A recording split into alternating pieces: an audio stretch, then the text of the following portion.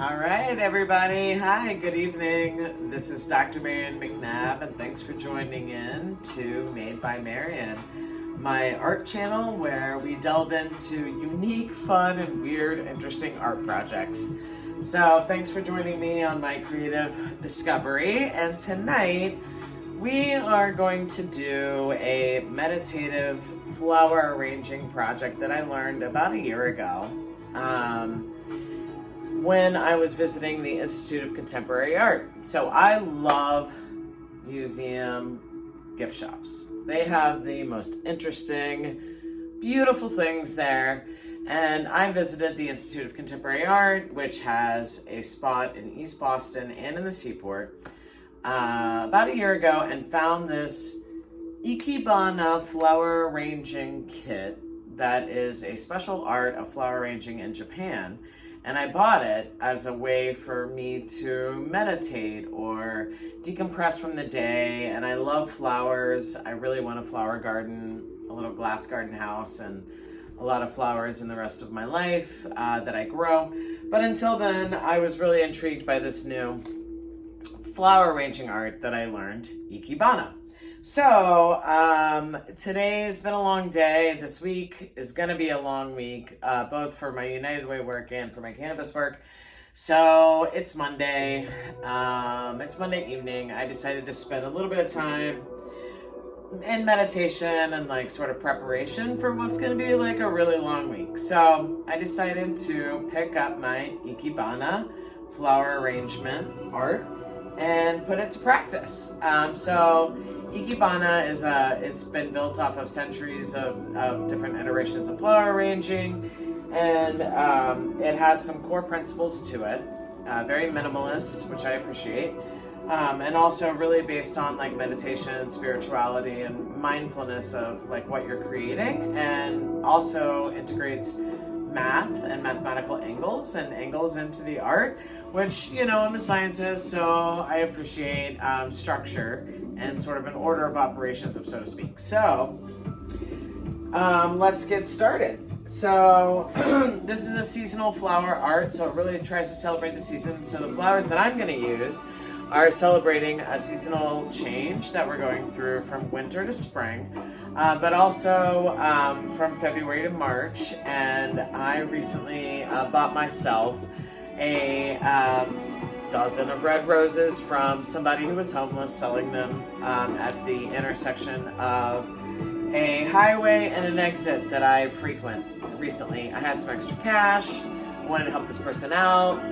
I thought, why not have great flowers? So these roses were purchased from that gorgeous human. So normally we're going to use that as part of our arrangement tonight. And normally there are three mainstays in Ikebana arrangement. I'm just going to lower the music, although it's pretty dope. This is Buddha Bar, by the way. If anybody's interested in following along, I'll put the link to the playlist that we're playing in the chat. So Ikebana has three main stems that it structures the arrangement, and then there are supporting stems that could be the same flowers or different flowers that usually support it. And what's the interesting part of this art is that everything is structured by height and dominance, but also by tilted angles. So you have height and tilted angles involved in each stem and type of flower that you're using in this arrangement. So I really love the science and the art behind this. And we're going to start with the first arrangement, or my first arrangement on this video, with the shin. So the shin part of the Ikebana arrangement is usually the tallest main stem in your arrangement. It's usually 2 to 3 times taller than the base that you're putting this in. So here's my base. And it's worthy to note here that a kenzan is a key part of this whole experiment or arrangement. So I have a base, but I also have this brass wooden kenzan piece that you use to put your stems on for the flowers to do 45 degree, 90 degree, and other arrangements. So this part is essential, and you have your typical base. And when you put your kenzan in your base, you want to make sure that you fill your base with water that covers the kenzan, meaning this will help your flowers continue to drink water while they're positioned in the artful design that you've put them in. So I'm realizing right now that I have a little bit of pins that are not covered by water, so I'm going to go ahead and fill in the water right now. All right, good.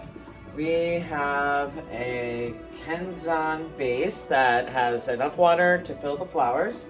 And we're going to start with the shin, as I mentioned, wood base. Typically, it's your tallest main base. This is some wood that I actually went and gathered from outside of my house. I live in East Boston. There's a lot of really cool natural spaces that are around. And it's turning spring. It's March 18th or so, or like late March. So there's a lot going on around here in terms of like plants dying and new plants emerging. So I picked up just like this simple driftwood that was already on the ground. Didn't hurt any trees in the making. But there is some, sort of like moldy, type. Yeah, let me just get rid of that, right? So I'm just going to go ahead and cut that. I'm using my current scissors right now, realizing that I'm needing, sort of a deeper shears. So give me 1 second.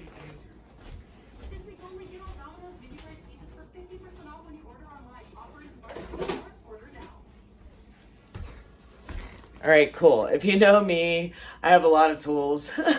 And I found a nice set of, choppers here that I think can do the job in cutting this little piece of wood here.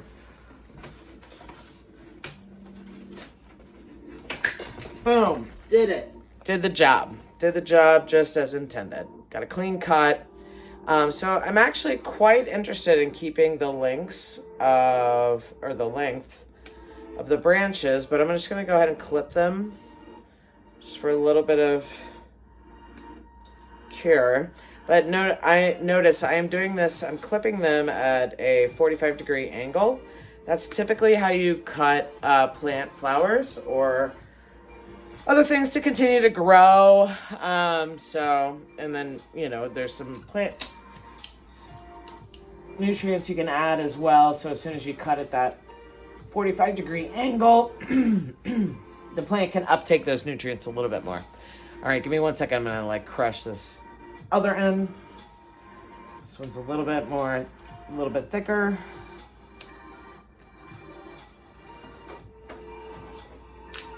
All right. Had to do a little extra pull on that one, but we got it going. All right, as I said, this is the shin. So this is the first part of the Ikebana arrangement.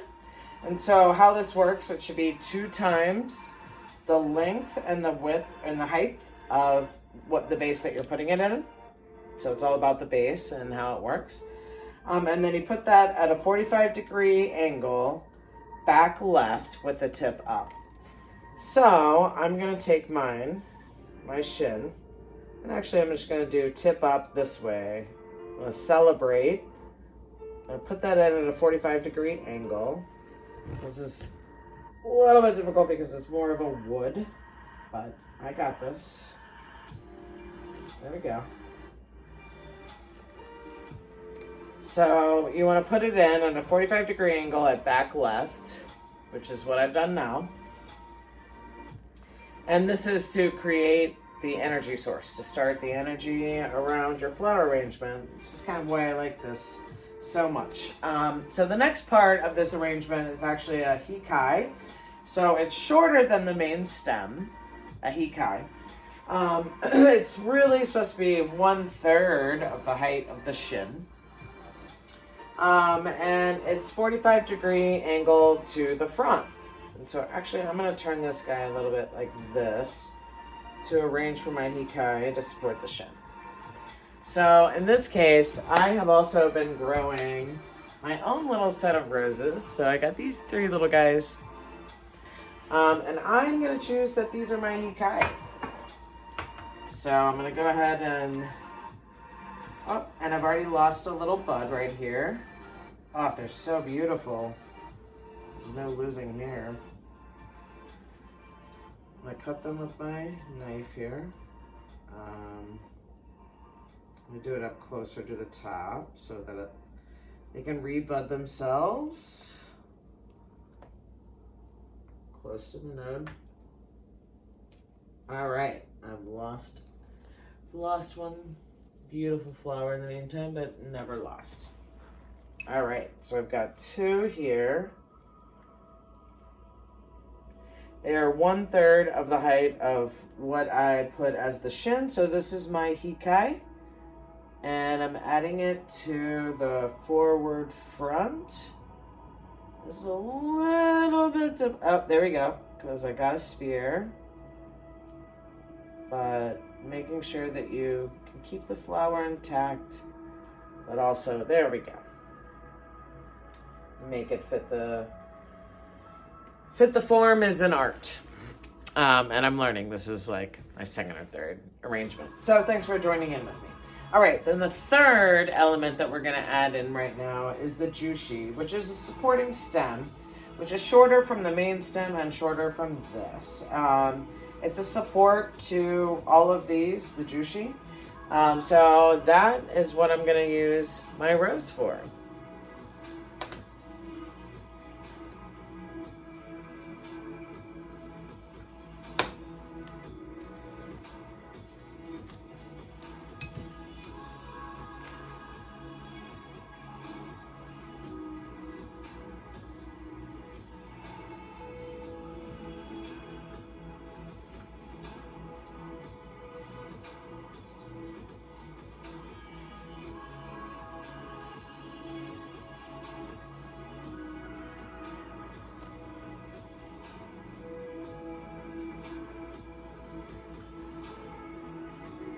Beautiful. Coming up with little flowers. Now I'm going to take the baby's breath. I'm also going to use this as jushi. So jushi is the second term for supporting your shin and your hikai and your Ikebana flower arrangement. I know this is a lot of really new vocabulary. I'm just learning it, so I appreciate any forgiveness from the experts at my botching of this language, and these terminology sets, but I find them beautiful, and I'm very appreciative of learning this art. So far, that's what we're looking like. Got a little roses. All right, I feel like I want one more rose in here, one of these larger roses to complement. I'm gonna go ahead and weed off the petals that have a little bit of wear and tear on them. I'm not gonna fully get rid of them. I'm gonna definitely use them and beautify them because they are beautiful. Fluffing up this rose. We'll give it a little bit more give, or make it a little shorter. And I'm gonna come up in the rear here to help this little ikigai arrangement be a little fuller. So this is my jushi, are these big rose petals. And the tiny rose petals, oh my goodness, they're already floating in the water. They look super beautiful. So I'm gonna do one more large rose to go in this arrangement. Again, picking off petals that don't seem to be as attractive on this, but will definitely be supportive in the future and will be definitely reused. I'm going to cut that stem a little lower, and I'm going to go with the back side here to round it all out with the rose petal. Boom, locked it in. So now here's how we're looking.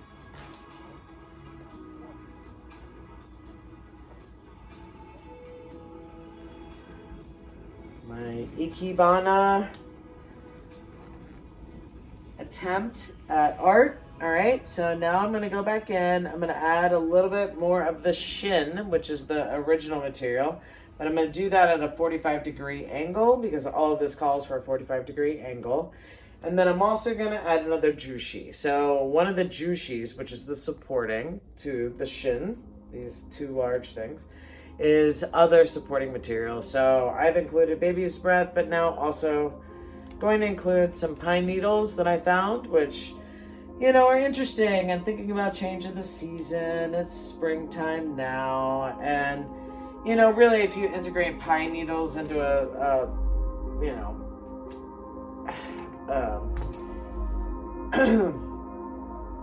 arrangement like this, it might evoke feelings of, you know, winter and not spring, but more of a winter and a fall environment. But I walked around today, it's March 18th, and I found a lot of pine cones out there and ready to spring into the ground to create more pine trees in the fall and winter. And, you know, it still represents to me Ikebana, which is really trying to look at the evolution of seasons. And so celebrating every season with its own arrangement. So I'm just now filling in the rest of the jushi, from what I understand is the right term for my arrangement, and I think I'm done. So here we go. We've got our first Ikebana arrangement. I'm so excited. I'm gonna get to look at this beauty for a week plus. Thanks for joining in with Made by Marion. We'll see you next time.